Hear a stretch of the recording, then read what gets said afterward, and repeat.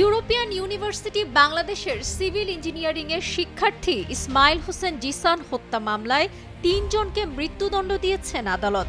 রোববার ঢাকার পঞ্চম অতিরিক্ত মহানগর দায়রা জজ ফারজানা ইয়াসমিনের আদালত এই রায় দেন।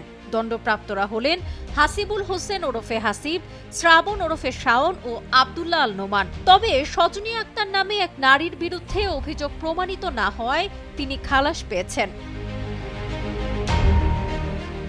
আসামিদের মধ্যে শাওন পলাতক রয়েছেন। আদালত তার বিরুদ্ধে সাজা পরোয়ানা সহ গ্রেপ্তারি পরোয়ানা জারি করেছেন। অপর দুই আসামিকে কারাগার থেকে আদালতে হাজির করা হয়। রায় শেষে সাজা পরোয়ানা দিয়ে তাদের আবার কারাগারে পাঠানো হয়। সংশ্লিষ্ট আদালতের additional public prosecutor Shariful Islam Liton এ তথ্য নিশ্চিত করেন। বিজ্ঞ আদালত আজকে এই নৃশংস হত্যাকাণ্ডের রায় ঘোষণা করেছেন। ৩ জন আসামিকে আপনার সর্বোচ্চ শাস্তি যেটা ফাঁসি দিয়েছেন এবং একজন আসামি মহিলা ওনাকে বেকসুর খালাস দিয়েছেন। মামলার নথি থেকে জানা যায় জিসান পড়াশোনার পাশাপাশি বাইক শেয়ারিং এর কাজ করত। ২০১৯ সালের ১২ই মে বিকেল ৪:৩০টার দিকে শেরেবাংলা নগর থানাধীন শ্যামলীর সামনের রাস্তা থেকে নিখোঁজ হন।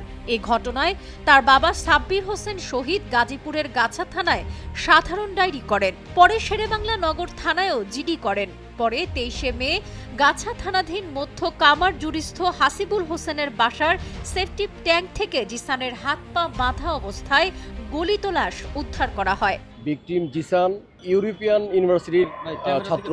সে মাঝে মধ্যে মোটরসাইকেল রাইড করত।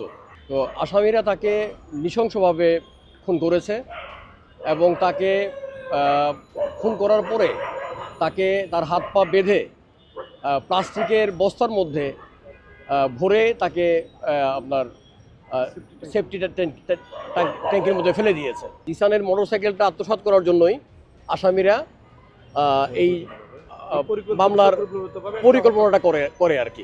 এ ঘটনায় সাব্বির হোসেন শহীদ ২৩শে মে শেরেবাংলা নগর থানায় হত্যা মামলা করেন। ২০২২ সালের ৩০শে মার্চ ৪ জনের বিরুদ্ধে চার্জ গঠন করে বিচার শুরুর আদেশ দেন আদালত।